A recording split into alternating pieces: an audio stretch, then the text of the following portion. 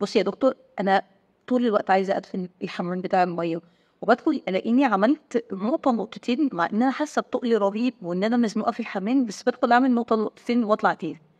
وانا بعمل حمام بحس بتقل وحرقان شديد جدا، وبحس دايما ان انا مش قادره افضي حمام الميه اللي موجود كله.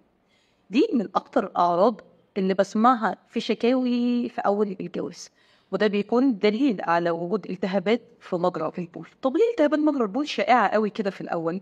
لأنه ببساطة إحنا عندنا كستات شورت يوريثرا، المجرى بتاع البول قصير قوي، وبالتالي البكتيريا اللي بتكون موجودة حوالين فتحة البول أثناء العلاقة والاحتكاك ما بين العضو الذكري والفتحة بتاعة المهبل، بيحصل اننا بنزق الايكولاي اللي هي البكتيريا اللي موجوده بشكل طبيعي عن الجلد جوه الفتحه بتاعه مجرى البول، فبتتحرك بسرعه وتدخل المثانه.